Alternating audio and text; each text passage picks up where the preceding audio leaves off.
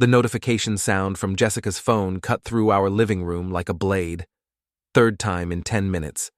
She grabbed it with the kind of urgency she used to reserve for emergencies, her manicured fingers dancing across the screen while I sat 3 feet away, invisible.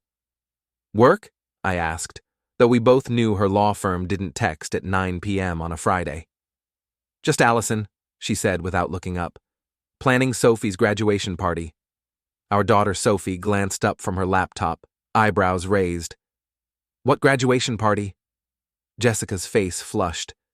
"I meant the summer thing, you know." I knew. I knew exactly what I was looking at, and the sick feeling in my stomach told me everything I'd been ignoring for months was about to come crashing down. But I'm Tom Mitchell, 42 years old, and I fix problems for a living. Network administrator for a mid-sized company, troubleshooter by nature. When something's broken, I find the source and repair it. When something's corrupted, I isolate it and clean it out. Tonight, I was looking at corruption in my own home. "Dad, can I get the new iPhone?" Sophie asked, closing her laptop. Cameron said the camera quality would be perfect for my college applications. Cameron. There it was. Cameron Reeves, real estate hotshot, family friend, the guy who'd been showing up to our barbecues and dinner parties for the past 6 months with his perfect smile and expensive cologne. The guy who somehow always knew exactly what my wife needed before she asked for it. "Cameron's got a lot of opinions about what you need," I said, keeping my voice level. "He's just being helpful," Jessica snapped, finally looking up from her phone. "Unlike some people, he pays attention to what matters." The words hit like a slap. I've been working 60-hour weeks to fund this lifestyle. The downtown apartment Jessica insisted we needed, the BMW in the driveway, the credit cards that never seemed to have limits. I paid attention to everything that mattered, starting with the bills that kept this perfect life running. "You're right," I said quietly. "He pays attention." Sophie rolled her eyes. "God, Dad, don't be so paranoid. Cameron's cool. He treats Mom like she deserves to be treated." "And how's that?" "Like a queen," Sophie said, her voice dripping with the casual cruelty only teenagers can master.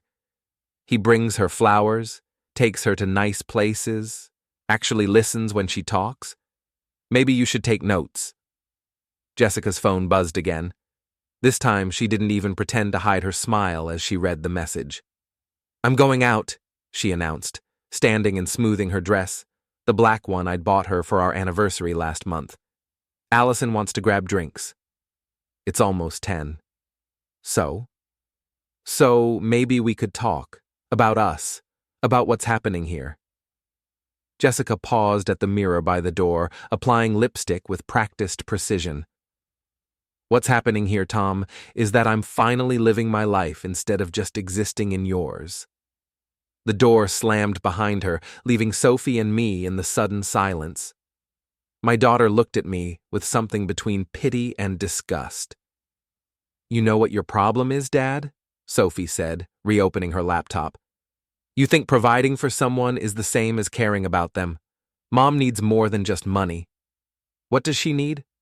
Someone who sees her, really sees her, not just as a wife or a mother, but as a person with dreams and feelings and—" She trailed off, shaking her head. "Never mind. You wouldn't understand." But I understood perfectly. I understood that my wife was having an affair with Cameron Reeves. I understood that my daughter knew about it and approved. I understood that the life I'd built, the foundation I'd laid brick by brick with 18-hour days and weekend overtime, was being dismantled by people who saw me as nothing more than a walking ATM. I pulled out my laptop and started digging. Network security had taught me a few things about digital forensics. Jessica's cloud storage was still linked to our family account. Her location services were still shared with me. Her credit card statement still came to my email. 3 hours later, I had a timeline. Lunch dates that weren't with clients. Hotel charges on days she claimed to be working late. Text messages automatically backed up to our shared iCloud that painted a picture I'd been too trusting to see. "Cameron, can't wait to get you alone again. Tom's such a fool. Jessica. He has no idea. Just keep being the perfect family friend. Cameron. When are you going to leave him? Jessica. Soon. I need to make sure the divorce settlement protects me first. Allison's helping me document his neglect. The messages went back 4 months. 4 months of planning, scheming, using my own money to fund her exit strategy. The worst part wasn't the betrayal. It was the casual dismissal. I wasn't a person to them. I was an obstacle to be managed and eventually discarded. My phone rang at 2 a.m. Jessica, slurring slightly. Tom? My Uber app isn't working. Can you pick me up? Where are you? Downtown, the Meridian Hotel. The same hotel from her credit card statements. The same hotel where she'd been meeting Cameron twice a week for the past month. Call Cameron, I said. I'm sure he'd be happy to help. Silence. Then, what's that supposed to mean? It means I'm tired, Jess. I'm tired of pretending I don't know what's happening. You're being paranoid again. This is exactly why. I hung up. Let her figure out her own ride home from her affair. Let her explain to Cameron why her husband wasn't playing the role of the oblivious provider anymore. She came home at dawn, reeking of expensive cologne that wasn't mine. Before we dive deeper into this story, I have one small request. Please subscribe, drop a like, comment, and hit that hype button to boost this channel so more people can discover these incredible Reddit stories. Saturday morning brought the kind of artificial normalcy that makes your skin crawl. Jessica moved around the kitchen making coffee like nothing had happened, humming softly while she scrolled through her phone. Sophie sat at the counter eating cereal, both of them pointedly ignoring me. I'm thinking we should redecorate the living room, Jessica said, not looking up from her screen. Cameron showed me some pictures of his downtown loft. Very modern, very sophisticated, nothing like this suburban mess. Cameron has excellent taste, Sophie agreed. His place is amazing, all glass and steel and those huge windows overlooking the city. You've been to his place? Sophie's spoon paused halfway to her mouth. Just once. Mom and I stopped by when we were downtown shopping. Another lie. Another casual revision of reality. I wondered how many other deceptions I'd been missing, how many times they'd looked at me across this same kitchen table while planning my replacement. The thing about Cameron, Jessica continued, is that he understands aesthetics. He understands that your environment reflects who you are as a person. And what does our environment say about us? That we've settled, she said, finally meeting my eyes. That we've given up on growth, on beauty, on aspiring to something better. I looked around the kitchen I'd renovated myself 2 years ago. Custom cabinets, granite countertops, top-of-the-line appliances, everything chosen carefully, everything paid for with overtime hours and weekend consulting jobs. I thought it said we built something together.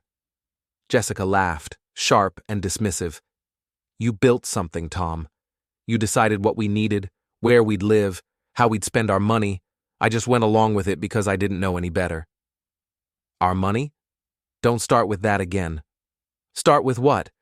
The fact that I work 60 hours a week while you work part-time at your friend's law firm? The fact that every dollar in our accounts comes from my job? Sophie slammed her spoon down. God, Dad, do you hear yourself? Mom works hard. Just because she doesn't make as much money doesn't mean her contribution doesn't matter. You're right. Her contribution matters. I'm just trying to figure out what it is. She takes care of us, Sophie said. She makes this house a home. She's having an affair with Cameron Reeves. The words hung in the kitchen like smoke. Sophie's face went white. Jessica's coffee cup froze halfway to her lips. That's a disgusting accusation, Jessica said quietly. It's not an accusation. It's a fact. 4 months of hotel receipts, text messages, lunch dates that aren't with clients. Should I read some of the messages out loud? Jessica set down her cup with shaking hands. You went through my phone? I didn't have to. Your messages back up to our family iCloud, the same account I set up and pay for every month. Sophie looked between us, her face cycling through confusion, anger, and something that might have been shame.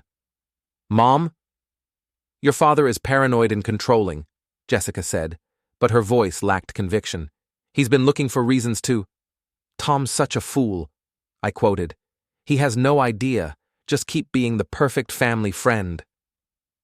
Jessica's face crumpled, not with remorse, but with rage at being caught.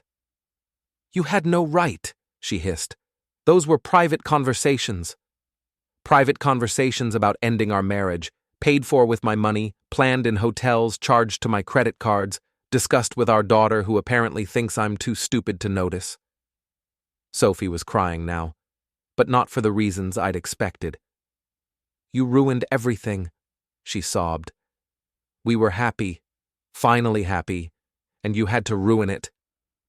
The words hit me like a physical blow. My own daughter mourning the loss of her mother's affair. Happy? Yes, Mom was smiling again. She was excited about things. She was alive. And Cameron made her feel special and beautiful and appreciated. Something you never did. I worked 18-hour days to pay for this life. Money isn't everything, Dad. God, why can't you understand that? But I was beginning to understand something else entirely. This wasn't just about Jessica and Cameron. This was about a complete rewriting of our family history, where I was the villain who'd been holding everyone back from their true happiness. So, what now? I asked Jessica. Do we pretend this conversation never happened? Do I keep funding your affair while you and Cameron plan my exit? Jessica wiped her eyes, and when she looked at me, I saw something cold and calculating that I'd never noticed before. What I do with my life is my choice, Tom. What I need from a relationship is my choice. If you can't give me what I need, then yes, I'll find it somewhere else. And what you need is Cameron. What I need is someone who sees me as more than a dependent, someone who values me for who I am, not what I cost him. Someone whose downtown loft you can redecorate. Someone who wants to build a life with me instead of just maintaining one. Sophie nodded vigorously. Exactly. Cameron has dreams, Dad. He has plans and ambitions, and he wants Mom to be part of them, not just some housewife who's grateful for whatever scraps of attention she gets. I felt something shift inside me, like a gear clicking into place. You're absolutely right, I said quietly. You both deserve someone who appreciates you for who you really are. Jessica blinked, clearly not expecting agreement. Yes. Exactly. And I deserve the same thing. Of course you do, Sophie said, though she sounded less certain. Good. I'm glad we understand each other. I stood up, suddenly calm. Jessica, I want you to be happy. I want you to have everything you need from Cameron. I want you to build that beautiful life together. Jessica frowned. What are you saying? I'm saying you're free, both of you. Free to pursue your happiness without any interference from me. Dad? Sophie's voice was small now, uncertain. You said it yourself, sweetheart. Money isn't everything. Your mom deserves someone who values her for who she is, not what she costs him. And I deserve the same consideration. I walked to the counter where Jessica's purse sat, pulled out her credit cards, all linked to my accounts, and set them on the granite countertop. What are you doing? Setting you free, I said, pulling out my phone. If I'm just a provider, if money is all I bring to this relationship, then you won't miss me once you replace what I provide. I dialed the credit card company while they watched. Yes, I need to remove an authorized user from my account, Jessica Mitchell. Yes, effective immediately. Jessica lunged for the phone, but I stepped back. Tom, stop. We can work this out. We did work it out. You worked it out with Cameron 4 months ago. I finished the call and dialed the bank. Yes, I need to remove someone from my checking account, joint account holder. You can't do this. Actually, I can. It's my account. You're an authorized user, not a co-owner. I'd learned that during the divorce consultation I'd had yesterday, right after discovering the text messages. 3 more calls. Car insurance, Jessica removed. Auto loan, transferred back to the dealership for voluntary repossession. Cell phone plan, her line canceled. The rent's due Monday, I said, pocketing my phone. I've already called the landlord and removed myself from the lease. It's all yours now. Jessica's face had gone white. This is insane. I can't just what? Stop paying for your affair? Stop funding your exit strategy? Stop being the fool who works 18 hours a day so you can redecorate your boyfriend's loft? Sophie was sobbing openly now. Dad, please, you're scaring me. I'm not scary, sweetheart. I'm just replaceable. Your mom made that very clear. And if I'm replaceable, then so is what I provide. I walked toward the door, grabbing my keys. Where are you going? Jessica's voice was rising toward panic. To start my new life. The one where I'm valued for who I am, not what I cost someone. Tom, wait. We need to talk about this rationally. I paused at the door. We did talk about it. For 4 months. In hotel rooms and text messages and family dinners where you both looked at me like I was too stupid to notice what was happening. I never meant... You meant exactly what you said. I'm replaceable. So replace me. I left them in the kitchen with the credit cards scattered on the counter like discarded playing cards. In my rearview mirror, I could see Jessica frantically dialing her phone. Calling Cameron, probably. Time for her new provider to step up. I spent Saturday night at the Hampton Inn, paying cash and thinking about the look on Jessica's face when the implications hit her. Not remorse, panic. Pure, undiluted panic as she realized that her safety net had just been cut. My phone buzzed constantly. Jessica, Sophie, even Allison, Jessica's best friend and apparently her accomplice in this whole charade. I let them all go to voicemail. Sunday morning, I drove to Marty's boxing gym. Marty Kowalski had been my friend since high school, back when I thought my biggest problem would be passing calculus. He ran a small gym in the old part of town, training kids and hosting amateur fights. Real people, honest work, no bullshit. You look like hell, Marty said when I walked in. Feel worse. Jessica? Jessica and Cameron Reeves and my daughter and apparently half the people I thought were my friends. Marty handed me a cup of coffee and listened while I laid out the whole story. 4 months of betrayal, the text messages, the casual cruelty of being dismissed as nothing more than a walking bank account. So, what's your plan? He asked when I finished. I don't have one. I just know I'm done being treated like an ATM with legs. Good. About time you grew a spine. Thanks for the support. I'm serious. I've been watching you kill yourself for years, working overtime to pay for that woman's lifestyle while she treats you like hired help. You think any of us were surprised when we heard about Cameron? That stopped me cold. You knew? Tom, everyone knew. They've been showing up at restaurants together for months. She introduced him as her business partner to people who know damn well what kind of law she practices. Why didn't anyone tell me? Marty shrugged. Would you have believed us?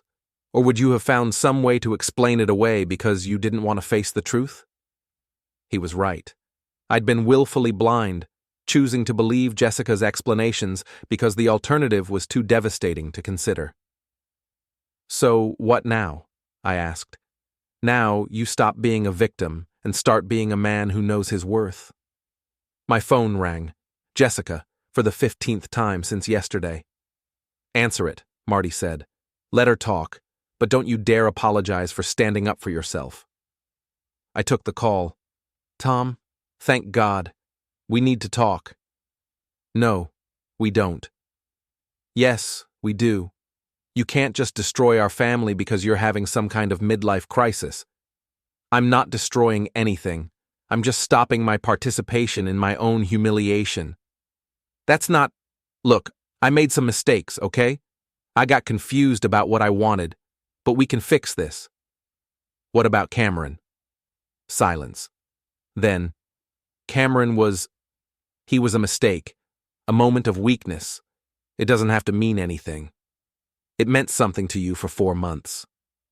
I was lonely, Tom. You work all the time. You never talk to me. I never what? Never paid your rent? Never bought your clothes? Never funded the lifestyle that gave you time to be lonely?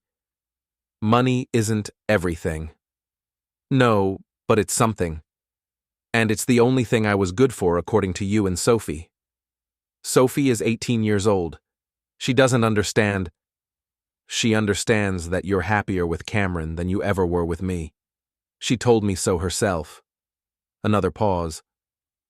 Tom, I'm at dinner with Allison, and my card was declined. I need you to call Cameron. I can't call Cameron. Why not? Because this is between us, our marriage, our problems. Our marriage ended when you decided I was replaceable. Our problems became Cameron's problems when you decided he was my replacement. Please, Tom. People are staring. I'm embarrassed. Good.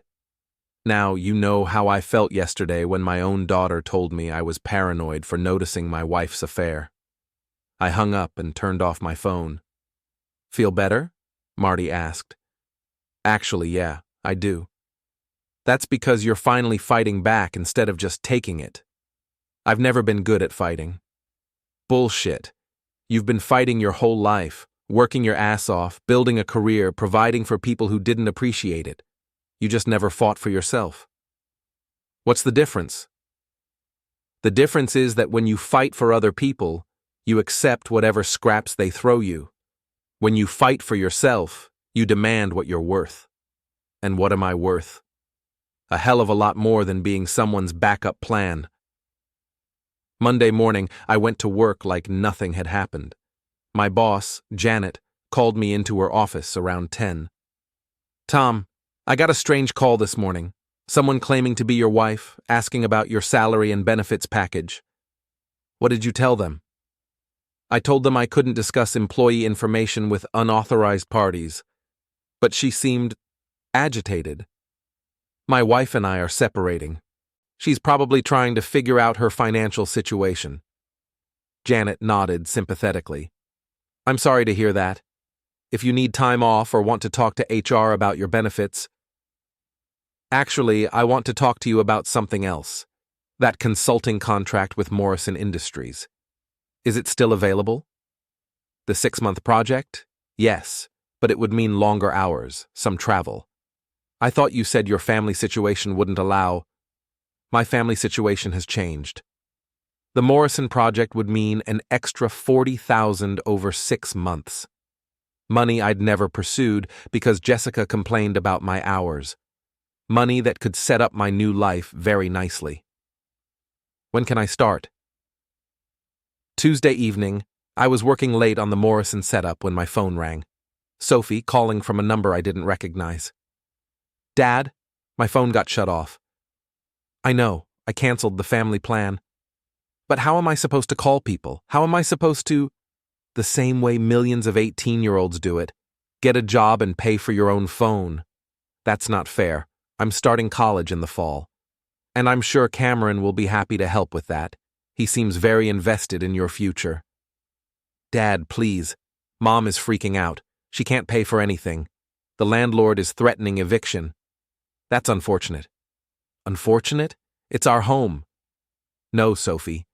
It was a place I paid for where people who didn't respect me happened to live. There's a difference. You're being cruel. I'm being honest. For the first time in months, I'm being completely honest about what this family actually is. What's that supposed to mean? It means you and your mother made it very clear that I'm nothing more than a provider, so I stopped providing. If that's cruel, then what you both did to me for 4 months was torture. Sophie started crying. I didn't know it would be like this. I thought you'd just try harder. I thought you'd fight for us. I am fighting for us. I'm fighting for my right to be treated like a human being instead of a walking wallet. But what about me? What about college? What about it? You're 18, Sophie. You're old enough to understand that actions have consequences. You chose to support your mother's affair. You chose to tell me I was paranoid and controlling. You chose to say that Cameron treated her better than I ever did. You were just honest about how you really felt.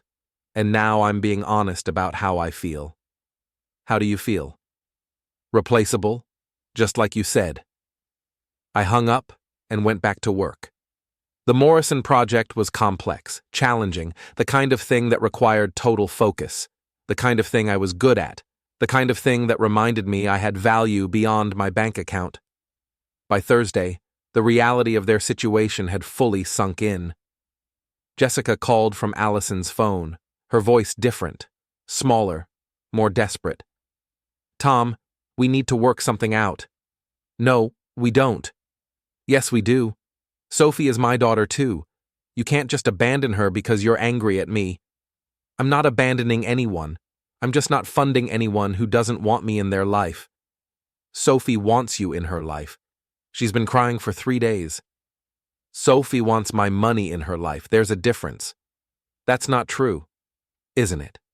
When's the last time she called just to talk? When's the last time she asked about my day, my work, my interests?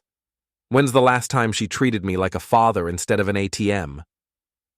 Jessica couldn't answer because we both knew the truth. Sophie had been pulling away for months, treating me like an embarrassing necessity rather than a parent. She's 18, Tom. She's still learning. She's old enough to vote, drive, and apparently judge my marriage. She's old enough to live with the consequences of her choices. And what about me? What about you? I know I made mistakes. I know I hurt you. But we've been together for 20 years. That has to count for something. It does count for something. It counts for 20 years of me believing I was building a life with someone who loved me. 20 years of working overtime and weekend jobs and taking on extra projects so you could have the life you wanted. I did love you. Past tense noted. I still love you. I got confused. Cameron made me feel... I don't want to hear about Cameron. But you need to understand. I understand perfectly. Cameron made you feel special and desired and appreciated. All the things I apparently failed to do despite working 60 hours a week to pay for your life. It wasn't about the money. Everything is about money when you don't have it. Ask Cameron how special you feel now that he knows you come with 0 assets and a dependent daughter. Silence. Long enough to tell me everything I needed to know. He's taking some time to think about things. Translation: he's not returning your calls. It's complicated. It's simple. Cameron wanted a successful attorney with her own money and independence, not an unemployed single mother with an eviction notice. I'm not unemployed. Check your email. Your boss got an anonymous tip about your extended lunch breaks and personal use of company resources. Apparently someone's been tracking your location data. You got me fired? I didn't have to. Your own choices did that. I just made sure the truth came to light. You bastard. I'm a bastard who knows his way around digital forensics. 20 years in IT, remember? The same career you told Sophie was boring and dead end. Tom, please. I'll do anything. I'll end things with Cameron completely. You already ended things with Cameron. He ended them for you when he realized you weren't the independent woman he thought he was dating. We can start over. We can go to counseling. We can't do anything. There is no we anymore. You made that decision 4 months ago. I made a mistake. You made a choice. Every hotel room, every lie, every text message about what a fool I was, those were choices. And now you get to live with them. Friday evening, I was at Marty's gym when Allison showed up. Jessica's best friend, her accomplice, her enabler. She looked like she'd aged 5 years in a week. We need to talk, she said. No, we don't. Yes, we do. This has gone far enough. Marty looked up from the heavy bag he was working. You want me to handle this? No, it's fine. What do you want, Allison? I want you to stop destroying Jessica's life out of spite. I'm not destroying anything. I'm just not building it anymore. She's living in her car, Tom. Her car that's about to be repossessed. That's unfortunate. Sophie is sleeping on my couch. That's generous of you. They have nothing. No money, no home, no... They have exactly what they had before they met me. Jessica has her part-time job skills, and Sophie has her high school diploma. That should be enough for anyone who doesn't need a provider. You're being vindictive. I'm being honest. For 20 years, I provided everything while being told I provided nothing. Now they can see what nothing actually looks like. Jessica made a mistake. Jessica made a choice. So did Sophie. So did you. What does that mean? It means I know you helped plan this whole thing. The text messages about documenting my neglect for the divorce. The advice about protecting her assets. The encouragement to pursue her happiness with Cameron. Allison's face went pale. I was just being a good friend. You were just being a good enabler, helping her justify her affair by painting me as the villain. You were never there for her emotionally. I was there every morning at 6 a.m. when I left for work. I was there every evening when I came home exhausted. I was there every weekend when I did the yard work and fixed the house and paid the bills that kept her comfortable. That's not the same thing. You're right. It's better. It's reliable, consistent, and it actually matters when it's gone. She needs help, Tom. She needs Cameron. Where is he? Allison looked away. He's reassessing his priorities. He's gone. Vanished the minute he realized Jessica came with expenses instead of assets. That doesn't mean you have to abandon her. I'm not abandoning her. I'm just not rescuing her from the consequences of her own choices. What about Sophie? What about her? She's your daughter. She's an 18-year-old adult who told me I was replaceable and paranoid. She's also the same person who knew about her mother's affair and helped cover it up. She was protecting Jessica. She was protecting Jessica's affair. There's a difference. Allison stepped closer, her voice dropping to a whisper. Tom, I'm begging you. Jessica is talking about... She's in a very dark place right now. That's unfortunate. She's talking about hurting herself. I looked at Allison for a long moment, seeing the manipulation for what it was. No, she's not. She's talking about using the threat of hurting herself to manipulate me into rescuing her. Again. You don't know that. I know Jessica. 20 years of marriage teaches you a few things. She's dramatic, she's self-centered, and she's used to getting her way through emotional manipulation. But she's not suicidal. How can you be so cold? Practice. 4 months of being treated like hired help while my wife planned my replacement taught me a lot about being cold. This isn't you, Tom. You're right. The old Tom would have already caved. He would have apologized for being hurt, taken Jessica back, and pretended the affair never happened. He would have paid Cameron's hotel bills and smiled while his daughter told him he was lucky to have such an understanding family. And what's wrong with that? Everything, because the old Tom was a doormat who confused being used with being loved. Allison shook her head. I don't know who you are anymore. I'm a man who knows his worth, and my worth isn't measured by how much abuse I'm willing to accept. She left without another word. Through the window, I watched her make a phone call from her car, reporting back to Jessica, probably, letting her know that emotional blackmail wasn't going to work. Feel good? Marty asked. Feel honest? Good, because they're going to try everything now. Guilt, manipulation, threats, maybe even legal action. Let them try. I've got the best divorce attorney in the state and documentation of everything. What's your end game here? My end game is a life where I'm valued for who I am, not what I provide. A life where I don't have to work 18 hours a day to fund someone else's affair. And Jessica? Jessica can build whatever life she wants with whoever she wants. She just can't build it with my money anymore. That's cold, man. That's fair. Saturday morning brought the confrontation I'd been expecting. Jessica, Sophie, and Allison showed up at my hotel at 8 a.m. looking like refugees from their former life. Jessica had lost weight, Sophie's designer clothes were wrinkled, and Allison looked like she hadn't slept in days. We need to talk, Jessica said when I opened the door. No, we don't. Yes, we do. This is insane, Tom. You're destroying 3 lives because your feelings got hurt. My feelings got hurt? Is that what you call 4 months of betrayal and planning my replacement? I made a mistake. Stop calling it a mistake. Mistakes are accidents. Affairs are choices. 4 months of choices. Sophie stepped forward, tears already streaming down her face. Dad, please, I'm sorry about what I said. I didn't mean it. Which part didn't you mean? The part where you said I was replaceable? The part where you said Cameron treated your mother better than I ever did? Or the part where you helped cover up her affair? All of it. I was confused and angry and you were honest. For the first time in months, you told me exactly how you felt about me. That's not how I feel, isn't it? When's the last time you spent time with me because you wanted to, not because you needed something? Sophie opened her mouth, then closed it. We both knew the answer. When's the last time you asked about my work, my interests, my life? Again, silence. When's the last time you treated me like a father instead of an ATM?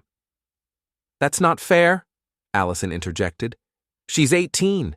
Teenagers are naturally self-absorbed. 18-year-olds are adults, old enough to vote, old enough to work, old enough to live with the consequences of their choices. She's still your daughter. And she's still the person who told me I was paranoid for noticing my wife's affair. She's still the person who said Cameron made her mother happy in ways I never could. Jessica grabbed my arm. Tom, please. I know I hurt you. I know I made terrible choices. But we can fix this. How? Counseling, therapy, whatever it takes. What about Cameron? Cameron is gone. He said he couldn't handle the drama. Translation. He couldn't handle the bills. It doesn't matter. He's out of the picture. It's just us now. There is no us. You ended us when you decided I was replaceable. I never said that. You said it last Friday night, during our argument. You're replaceable, don't forget that. Those were your exact words. Jessica's face crumpled. I was angry. I said things I didn't mean.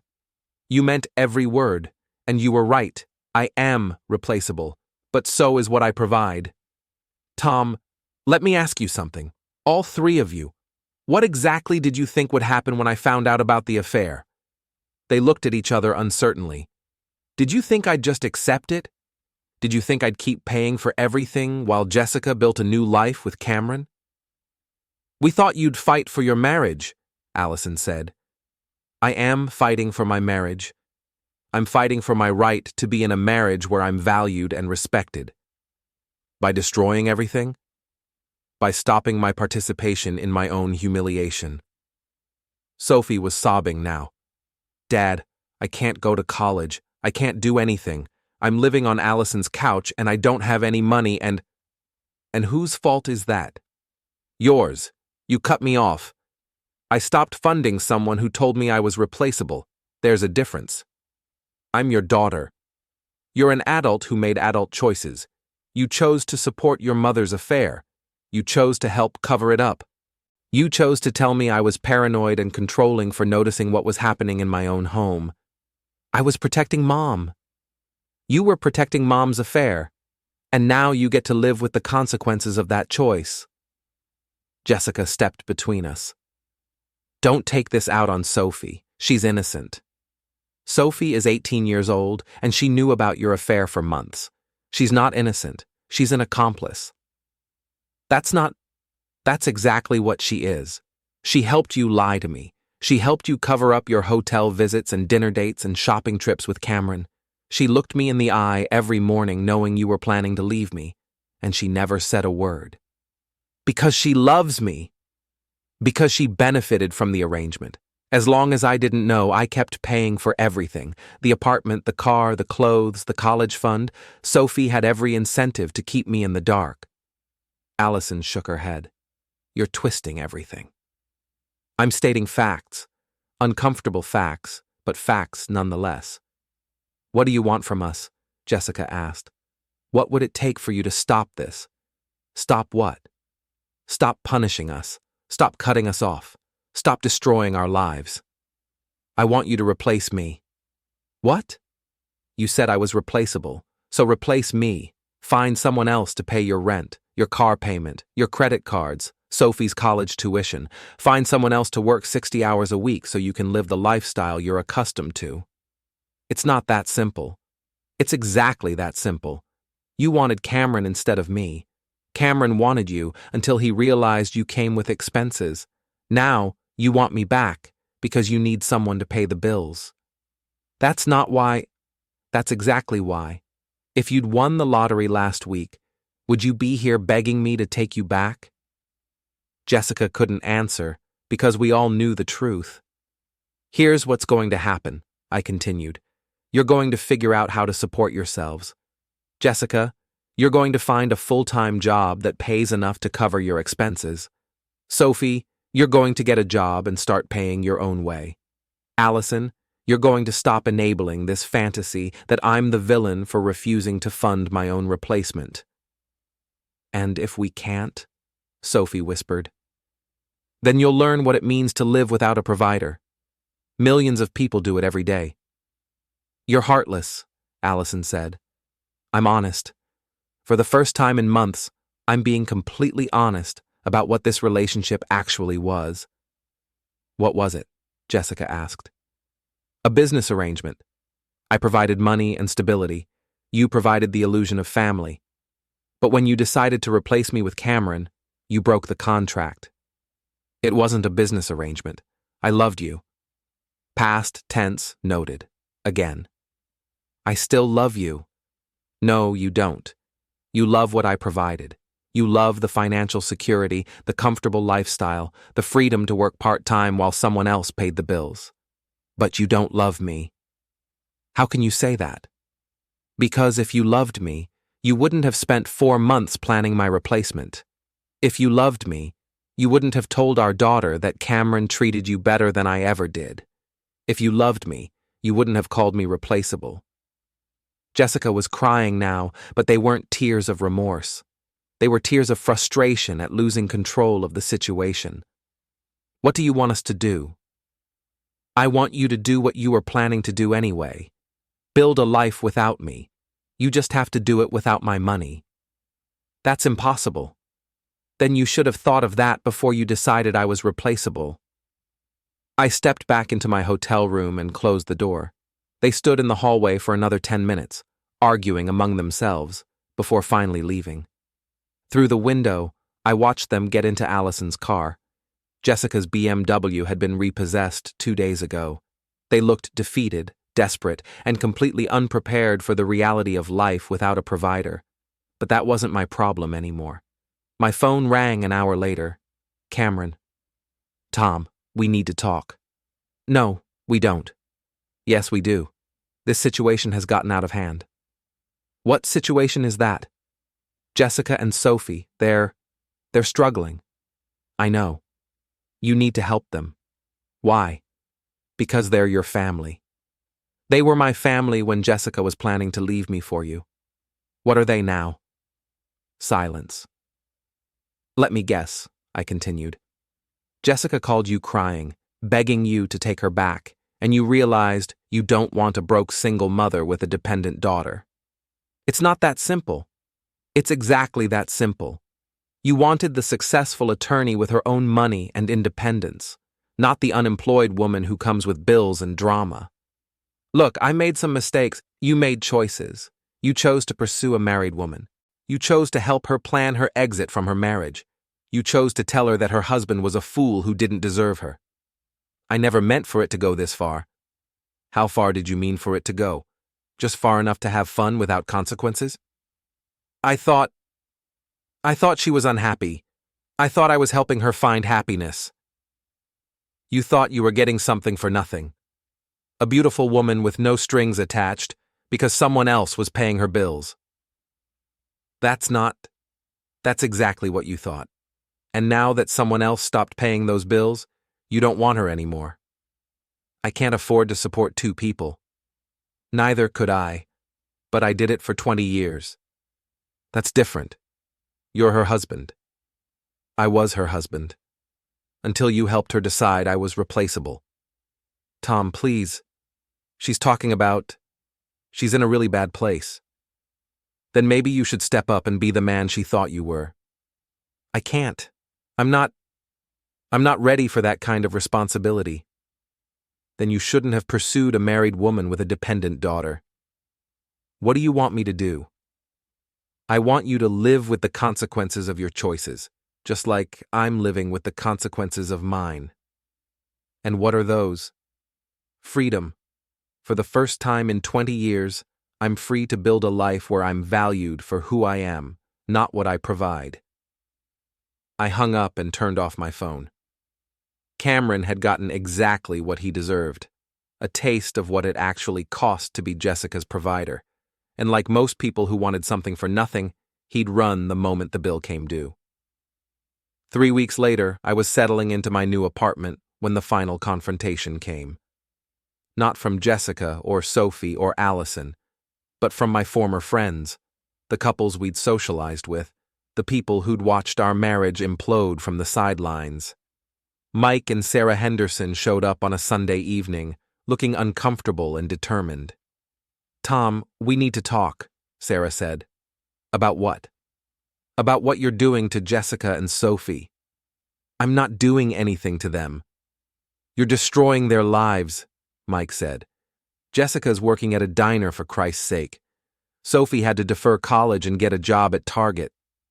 Good for them. They're learning to support themselves. That's not the point, Sarah snapped. The point is that you're being vindictive and cruel. I'm being honest about what our relationship actually was. You're being a bastard. I'm being a man who refuses to fund his own replacement. Mike shook his head. We all make mistakes, Tom. Jessica made a mistake. That doesn't mean you have to destroy her life over it. Jessica made a choice. 4 months of choices, and I'm making a choice too. To abandon your family? To stop enabling people who don't respect me. Sarah sat down uninvited. Tom, we've known you for 10 years. This isn't who you are. You're right. The Tom you knew was a doormat who confused being used with being loved. The Tom we knew was a good man who took care of his family. The Tom you knew worked 18 hours a day to fund a lifestyle for people who called him replaceable behind his back. Jessica was going through a difficult time. Jessica was planning her exit strategy while I paid for her affair. You don't know that. I pulled out my phone and read them some of the text messages. The ones about documenting my neglect. The ones about protecting her assets in the divorce. The ones about how foolish I was for not noticing what was happening. By the time I finished, both Mike and Sarah looked sick. We didn't know, Sarah whispered. Because you didn't want to know. Just like I didn't want to know for 4 months. But you can't just abandon them, Mike said weakly. I'm not abandoning them. I'm just not rescuing them from the consequences of their own choices. Sophie is your daughter. Sophie is an 18-year-old adult who helped cover up her mother's affair and told me I was replaceable. She's still your child.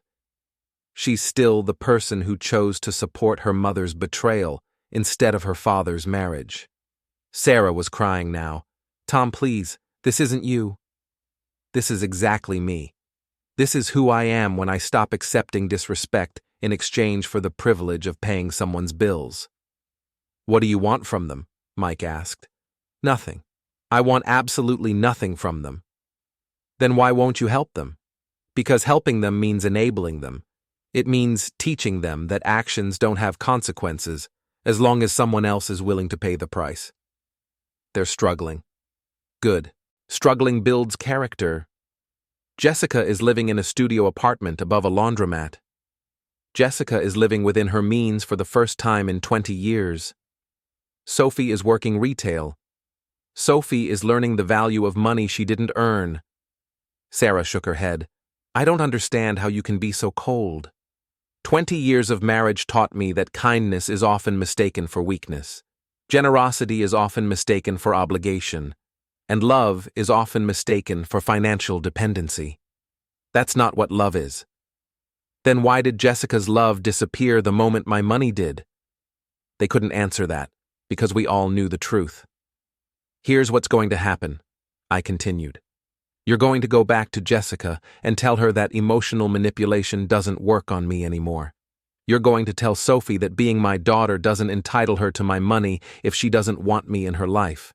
And you're going to tell yourselves that sometimes the person who looks like the villain is actually the person who finally stopped accepting abuse. And if they can't make it on their own, Sarah asked, then they'll learn what millions of people already know, that survival is possible without a provider. What if they end up homeless? Then they'll have the same housing situation they had before they met me. Mike stood up. This is wrong, Tom. What's wrong is working 60 hours a week to fund someone's affair. What's wrong is being called replaceable by people who can't replace what you provide. What's wrong is being treated like hired help by people who claim to love you. So you're just going to walk away? I'm going to build a life where I'm valued for who I am, not what I cost someone. And if Jessica wants to reconcile? Then she can reconcile with Cameron.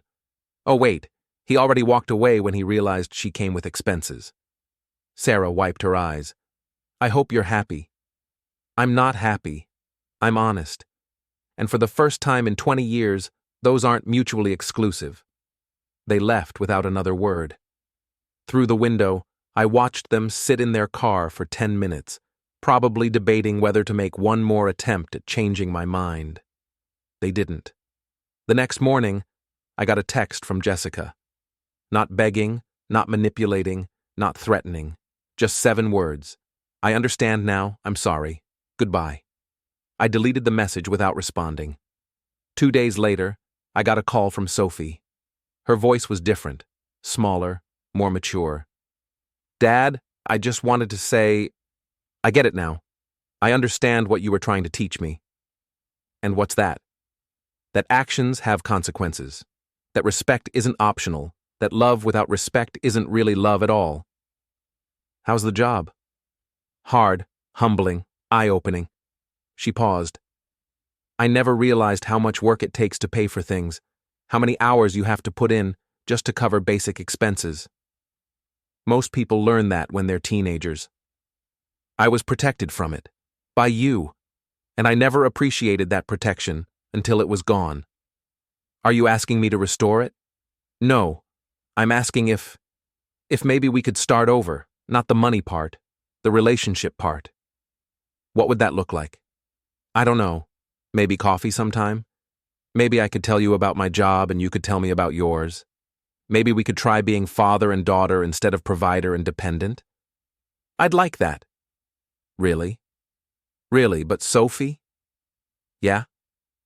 The financial support is over, permanently. If you want a relationship with me, it has to be because you value me as a person, not as a source of funding. I understand. And Dad? Yeah? You were never replaceable.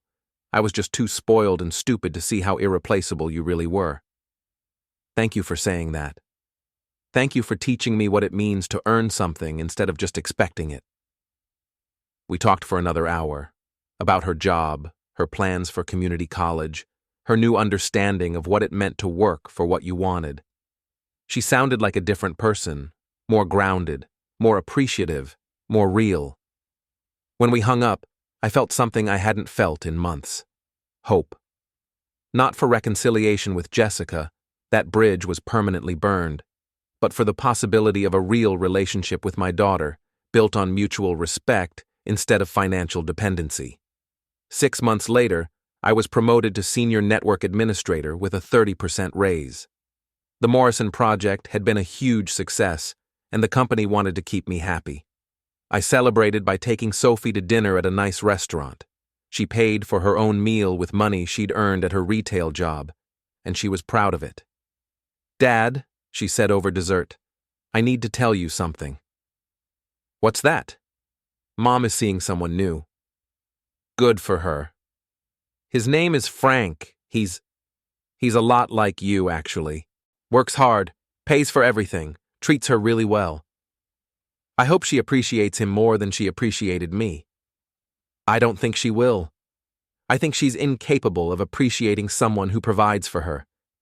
I think she sees it as weakness instead of strength. That's her loss. Dad? Yeah? You were right. About everything. About her, about Cameron, about me. You were right to walk away. I didn't walk away. I stopped participating in my own humiliation. What's the difference? Walking away means giving up. What I did was setting boundaries. There's a difference. I'm proud of you. For what? For knowing your worth. For refusing to accept less than you deserved. For teaching me that love without respect isn't really love at all. I'm proud of you, too. For what? For learning from your mistakes. For taking responsibility for your choices. For becoming someone who earns what she wants instead of just expecting it. We finished dinner and walked to our cars. Sophie hugged me goodbye. A real hug, not the obligatory kind she used to give when she needed something. Dad? Yeah? I love you, not because of what you provide, but because of who you are. I love you too, sweetheart. See you next week? Wouldn't miss it. I drove home to my new apartment, thinking about the conversation. Jessica had found a new provider, someone willing to work hard and pay for her lifestyle, someone who probably thought he was lucky to have such a beautiful, sophisticated woman, someone who hadn't learned yet that Jessica saw providers as replaceable. But that wasn't my problem anymore. My phone buzzed with a text from Cameron. Heard Jessica is engaged. Dodged a bullet there, didn't we? I deleted the message without responding. Cameron was still trying to convince himself that he'd made a smart choice instead of a cowardly one. Still trying to rewrite history so he was the wise one instead of the user who ran when the bill came due. But that wasn't my problem anymore either. I poured myself a drink and sat on my balcony, looking out at the city lights. For the first time in 20 years, I was alone. Really alone. And for the first time in 20 years, I was exactly where I wanted to be. My worth wasn't measured by what I provided anymore. It was measured by who I was, what I stood for, and what I refused to accept. I was no longer replaceable because I was no longer willing to be replaced. Jessica had been wrong about one thing. I wasn't replaceable. What I provided was replaceable. Frank had proven that. But who I was, what I brought to a relationship beyond money, what I offered as a partner and father and human being, that was irreplaceable. The difference was that now I knew it, and I'd never forget it again. 6 months after that dinner with Sophie, I met someone new. Her name was Lisa. She was a nurse at the local hospital, and she paid her own bills. She had her own apartment, her own car, her own life. She didn't need me to provide for her. She wanted me to be part of her life. There's a difference. When I told her about Jessica, about the affair and the betrayal and the aftermath, she listened without judgment. "Do you regret it?" she asked. "Walking away from your marriage?" I regret that it was necessary. But no, I don't regret doing it. Why not? Because staying would have taught everyone involved that disrespect was acceptable as long as someone else was paying the bills. And now? Now Sophie has a job and an education and a sense of her own worth. Now Jessica has to live with the consequences of her choices. Now I know the difference between being loved and being used. And Cameron? Cameron learned that some things aren't free, that pursuing a married woman comes with costs he wasn't willing to pay. Lisa nodded. Good for you.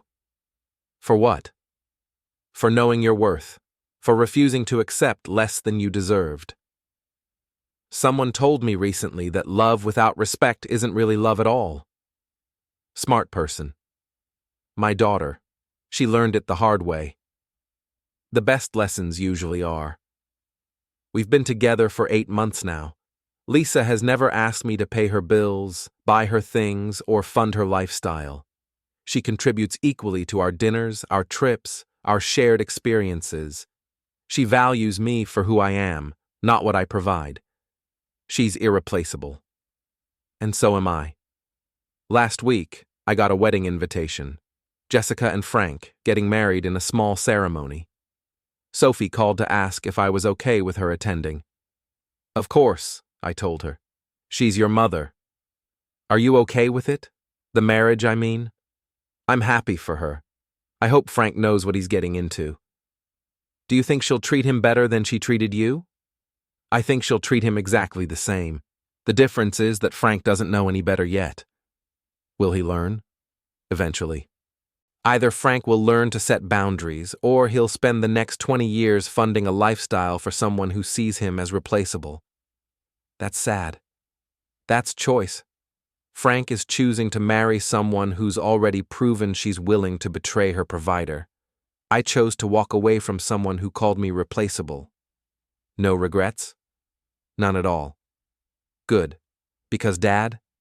Yeah? You taught me something important. What's that? That the people who truly love you will never make you feel replaceable. Remember that. I will. And Dad? Yeah? Thank you. For what? For showing me what self-respect looks like. After we hung up, I thought about Jessica's new marriage. Frank seemed like a decent guy from what Sophie had told me. Hardworking, generous, eager to please, a lot like I used to be. I wondered if Jessica had told him about Cameron. I wondered if she'd mentioned the affair, the betrayal, the way she'd planned her exit while her husband paid for her deception. Probably not. Frank would learn the same way I did. Slowly, painfully, expensively. But that wasn't my problem anymore. My problem now was deciding where Lisa and I should go for our anniversary dinner.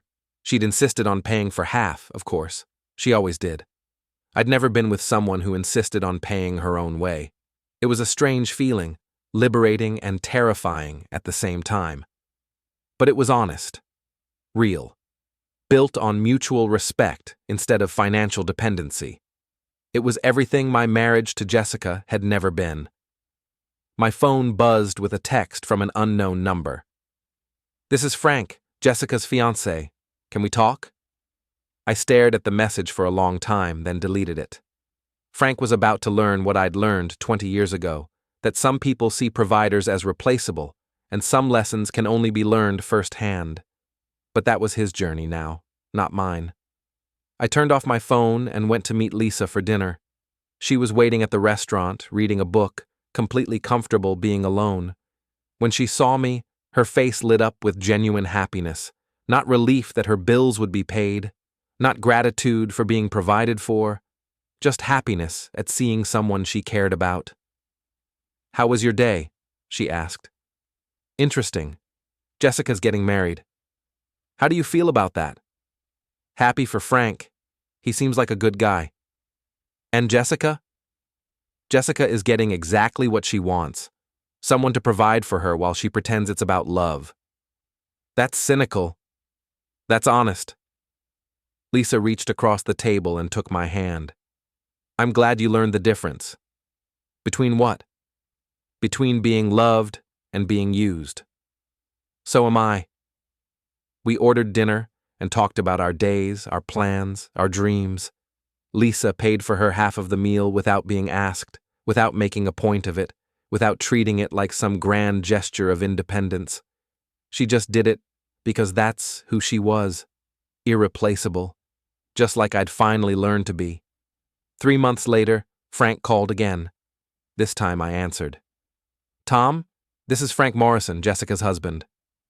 Congratulations on the wedding. Thanks. Listen, I need to ask you something. What's that? Did she cheat on you? I closed my eyes, feeling a familiar ache for someone I'd never met, but understood completely. Why do you ask? I found some text messages with someone named David. They're pretty explicit. How long have you been married? 4 months. 4 months. She'd lasted 4 months before finding a new Cameron. Frank, I'm going to give you some advice. Take it or leave it. Okay? Jessica sees providers as replaceable. She'll stay with you as long as you're useful, and she'll replace you the moment she finds someone better. That's not She loves me. She loves what you provide. There's a difference. You're wrong. I hope I am. But Frank? Yeah? If I'm not wrong, if she is cheating, don't make the mistake I made. What mistake was that? Don't stay because you think love is supposed to hurt. Don't fund your own replacement because you're afraid of being alone. I don't understand. You will. I hung up and went back to reading. Lisa was curled up next to me on the couch, working on a crossword puzzle. She looked up when I set down my phone. Everything okay? Jessica's new husband. She's cheating on him. Already? 4 months. Lisa shook her head. Some people never learn. Some people can't learn. They're incapable of seeing providers as anything other than replaceable resources. And Frank? Frank is about to get the education I got 20 years ago. Will you help him? I gave him the only advice that matters. Know your worth and don't accept less than you deserve. Think he'll listen? Probably not. Most people have to learn the hard way. Like you did? Like I did. Lisa went back to her crossword puzzle. I went back to my book. Outside it was starting to rain, the kind of steady, cleansing rain that washes away the old and makes room for the new. I thought about Frank, probably sitting in his apartment right now, staring at those text messages, trying to convince himself they didn't mean what he knew they meant. I thought about Jessica, probably with David right now, telling him the same things she'd told Cameron about her foolish husband who worked all the time and didn't appreciate her. I thought about Sophie, working her way through community college, learning the value of earning what she wanted instead of expecting it to be provided. And I thought about myself, sitting in my own apartment with someone who valued me for who I was, not what I could provide. The rain kept falling, washing the streets clean. My phone stayed silent. For the first time in 20 years, someone else's crisis wasn't my emergency. For the first time in 20 years, I was exactly where I belonged, irreplaceable.